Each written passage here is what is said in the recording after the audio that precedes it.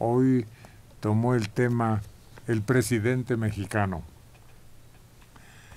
Luego de que fuera declarada pandemia, aseguró que los medios tomarán las medidas necesarias, pero sin tener nada que ver con política.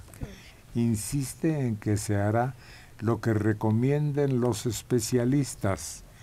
Aclara que todas las decisiones a tomarse van a tener como referencia las indicaciones de los técnicos, de los médicos, de los científicos. Aquí nada de política.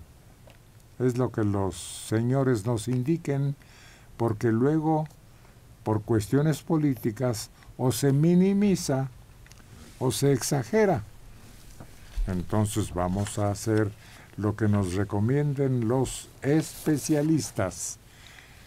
Llamó a la población a mantener la calma y descarta posibles afectaciones a la economía. Tengamos calma, estemos tranquilos. Nuestra economía está fuerte. Tenemos finanzas públicas sanas. Tenemos reservas suficientes para enfrentar cualquier crisis que se pudiese enfrentar.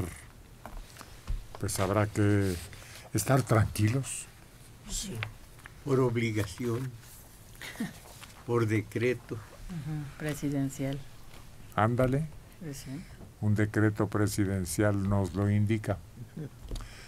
Caray, de veras que como si este sexenio tuviera mal fario.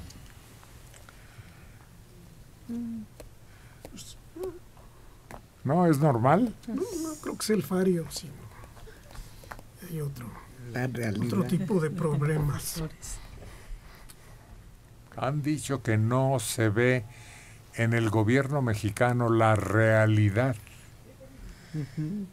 Que de repente nos estrellamos contra lo que realmente está sucediendo, con hechos reales. Pero eso es lo que nosotros podemos ver, más allá de lo que diga la voz oficial. El chiste es que se refleje lo que está sucediendo, que no se minimice lo que puede alentarnos, ni se magnifique lo que nos podría asustar. La objetividad sería lo deseable, pero no existe. Claro, es que tiene mucha razón, pero están diciendo los que saben que es mejor magnificar, exagerar. Exagerar. Lo que decíamos hace rato de un colchoncito, entre más pongamos, mejor. Exagerar, magnificar en este momento, dicen que es la mejor. Pasar de la objetividad y pensar en el peor escenario. No lo sé, eso es lo que están diciendo todos los especialistas. Que nos acusen de sobrereaccionar siempre es mejor. Ante ese problema del coronavirus. Pero en general, yo digo en general, no es malfario, no es mala suerte, simplemente es nuestra historia de México.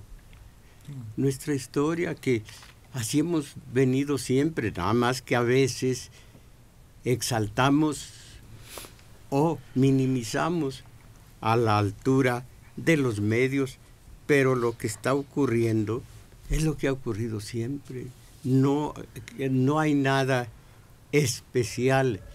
Se supone que se intenta reformar, y reformar es en relación al pasado, y eso es mover muchísimos intereses creados, y entonces allí se lesiona un poco la objetividad. No, lo del coronavirus, por supuesto, no es nada sano sentirnos tan sanos. Sí. Fíjate que se hacía una lista de las cosas que ha hecho cada país que se ha visto pues afectado por el coronavirus, ¿no? Entonces China hizo 2 hospitales en 10 días, ¿no? Italia está cerrando escuelas, museos, comercios, todo. España pues también está moviendo toda su gente para que no salga, para que no visite también los museos y sitios en donde pueda existir alguna aglomeración. ¿Y México qué ha hecho? La cumbia del coronavirus, para contrarrestar aquí todo esta ola eso de... sonó grotesco, ¿eh? Sí, por pero... la cantidad de víctimas mortales. No, sí, horrible, pero a lo que me refiero es que aquí tomamos las cosas de otra manera, no les damos la seriedad que requiere y es lo que vemos, ¿no? Es decir, no pasa nada. Y digo, hasta ahorita, afortunadamente, no tenemos hechos graves, pero es precisamente el momento en donde se deben de tomar medidas muy bien planeadas, preventivas, para que no lleguemos a ese caos. Y es que empiezan de nosotros las medidas. Lo único que nos piden es que lavemos las manos. Lo único que nos piden es que no vayamos al lugar donde haya concentraciones de muchas personas. Lo único que nos piden es que tengamos cuidado cuando estornudemos. Es decir, nosotros podemos empezar con esos cambios. Y creo que sí, no es que si no nos podemos tomar en serio cuando el H1N1 realmente funcionamos muy bien. Bien, de alguna manera. Yo recuerdo cuando era niño, teníamos 2 corrales muy amplios. En provincia, naturalmente, se tiene oportunidad. Y había animales, palomas, gallinas, guajolotes, en cierto espacio allá. Y luego rociaban con criolina. ¿Sería efectivo para un virus de esta naturaleza? Pues es un desinfectante, si bien antiguo, parece que era efectivo. Porque, por ejemplo, las bacterias derivadas del agua estancada o del agua sucia, pues sí las eliminaba. Había una plaga que en otras partes cundía, de esos llamados corucos. Y el coruco se supone que es la pulguita de los pajaritos. Me decían, no agarres al pajarito porque te pasa los corucos. Y en efecto, cuando se mueren los pajaritos, salen los corucos, lo dejan y se van, los ven unos chiquititos que se van. Pero había palomas y gallinas y eso los mantenía sanos. Sí. No se reproducían, pues. En mi pueblo, todas las mataduras de los burros, sobre todo, y también de los caballos, se curaban con criolina. Y en los charcos se arrojaba criolina.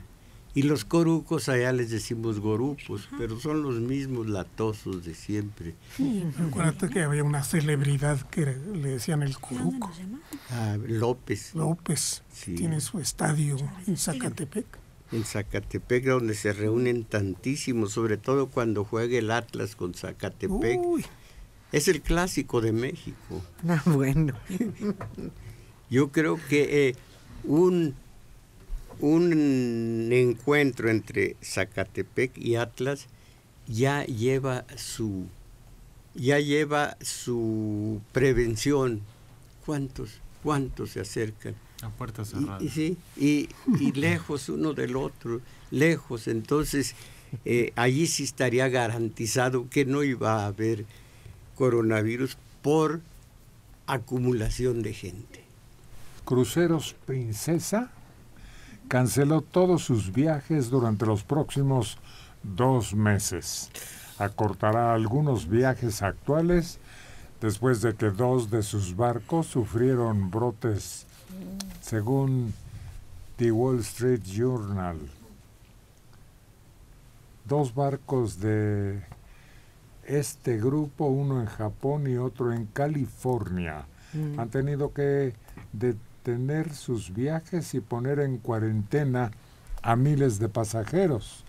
Debido al mal, el Departamento de Estados Unidos ha aconsejado a los estadounidenses que no tomen cruceros y las reservas se han desplomado. dicen los ejecutivos de estas empresas. Las acciones de Carnival, el operador de cruceros más grande del mundo, cayeron 15% en las primeras operaciones del día de hoy, a medida que las acciones estadounidenses continúan su descenso del mercado bajista. Las acciones cayeron un 62% en lo que va del año.